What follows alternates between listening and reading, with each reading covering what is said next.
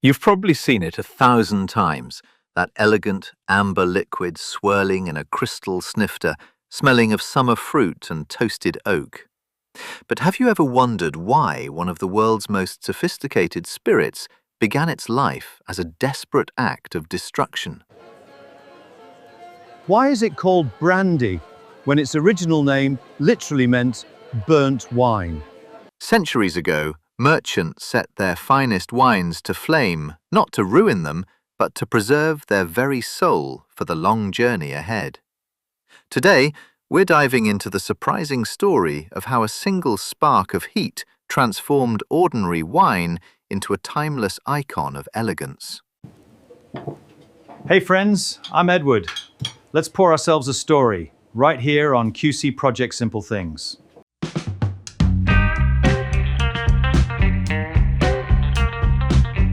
At its simplest, brandy is a distilled spirit born from wine. While most commonly crafted from fermented grapes, it can also draw its soul from fruits like apples, pears, or cherries, usually reaching an alcohol content between 35 and 60% ABV. This means brandy begins exactly where wine ends.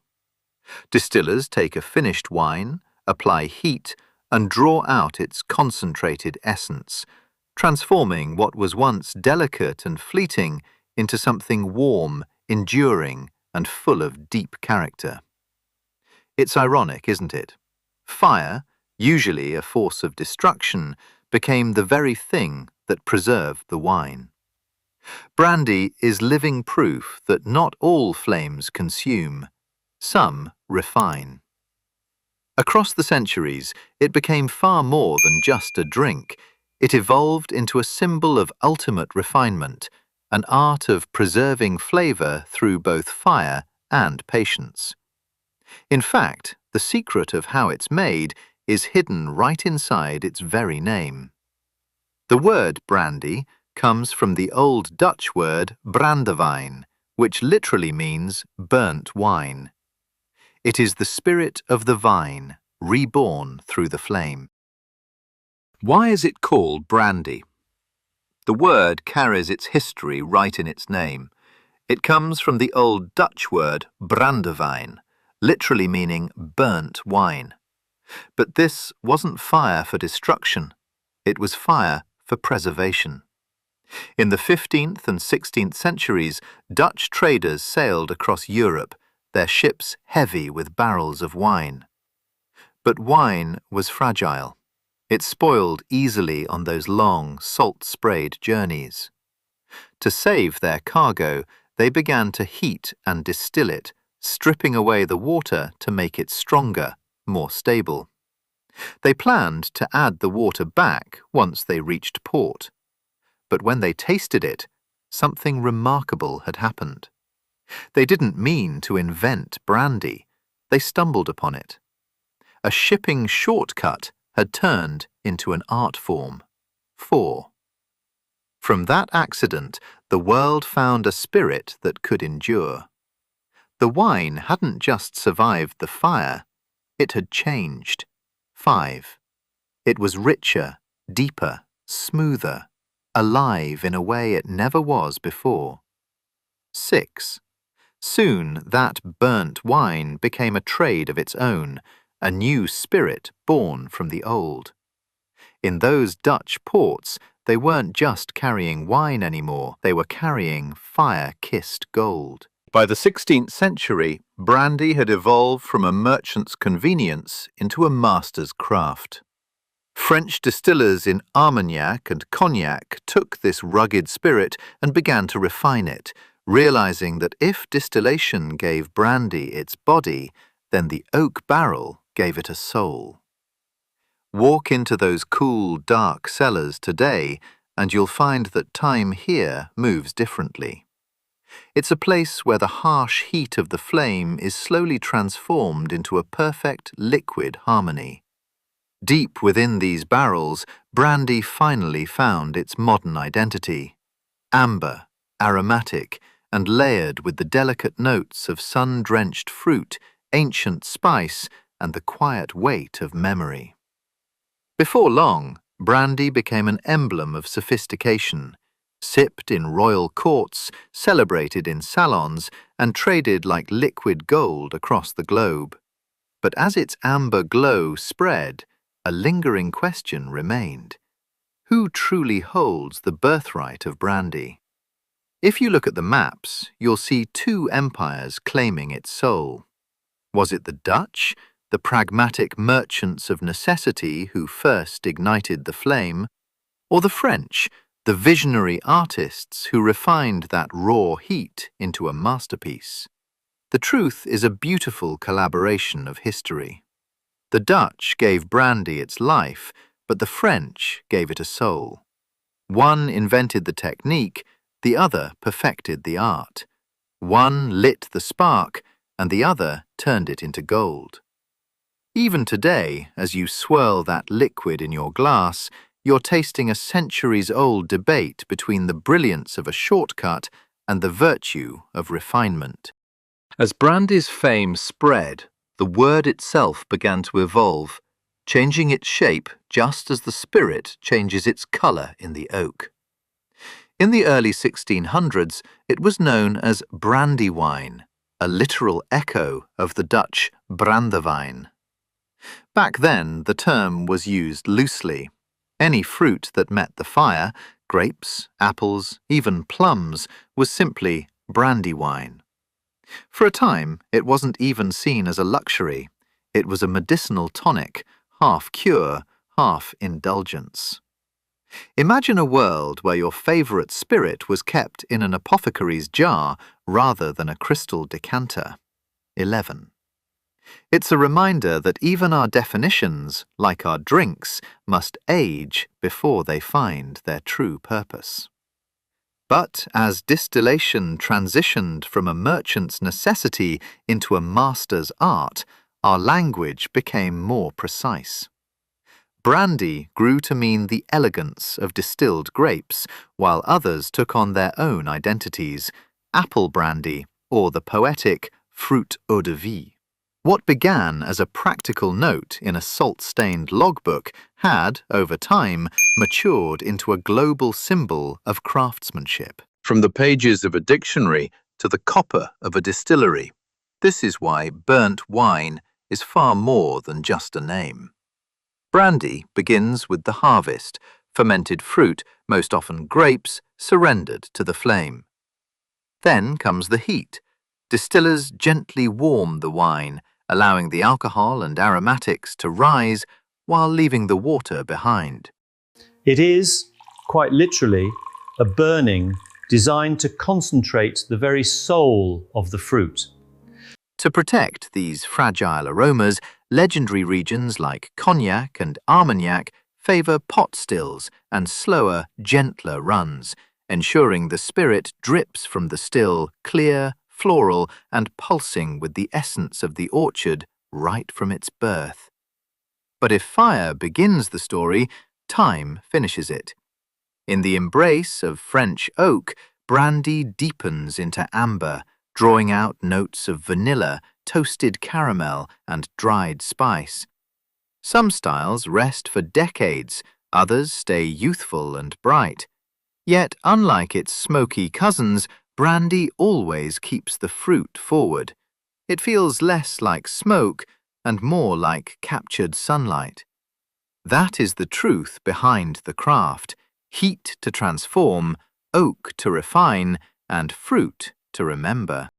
Centuries later, the spirit born in fire has matured into a global language of prestige, each name carrying a different soul. In France, brandy split into two legendary paths, Cognac and Armagnac.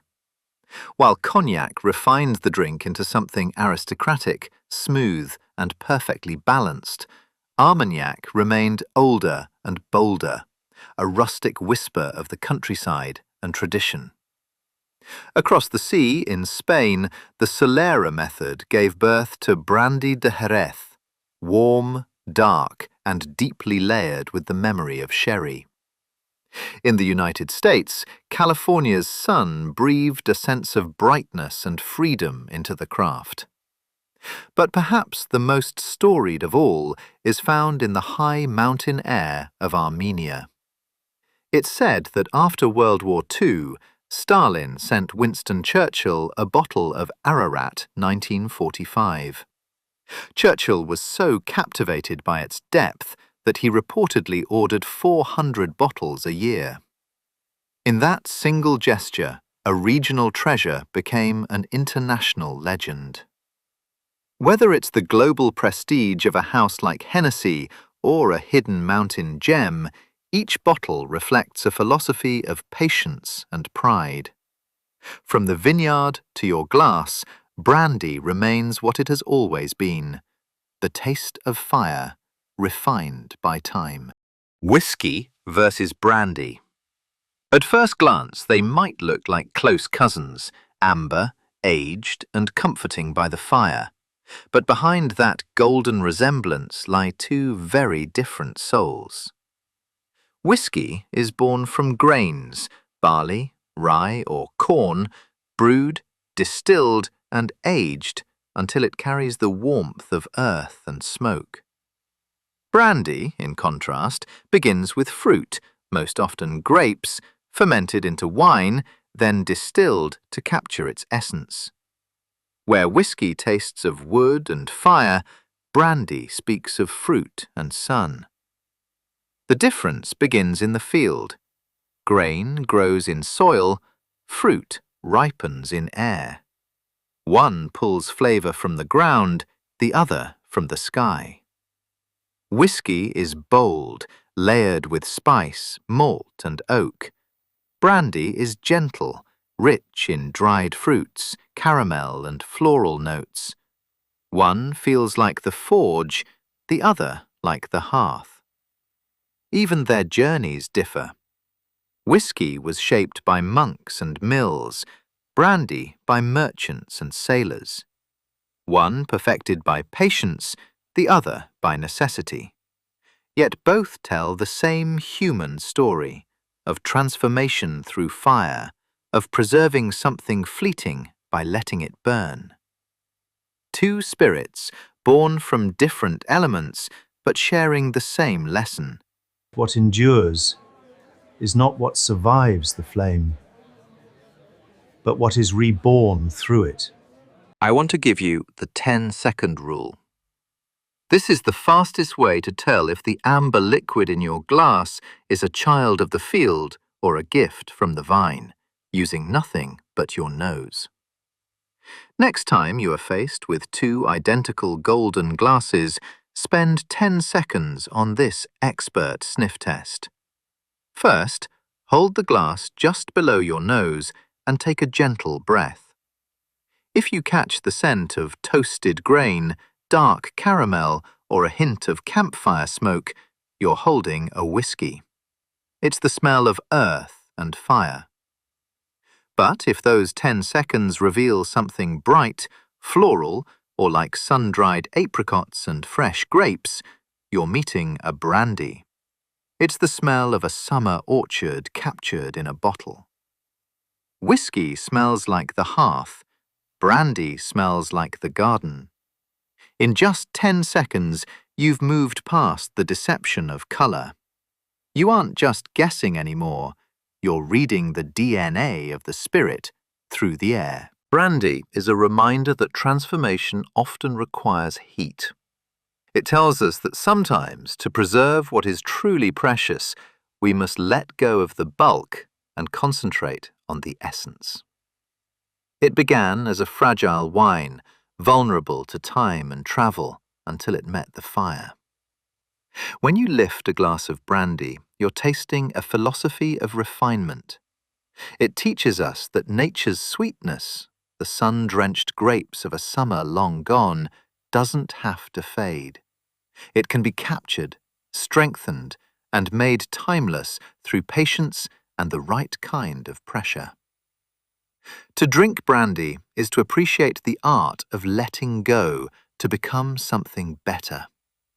It's a promise that even after the flame, the soul remains, warmer, deeper, and more elegant than before.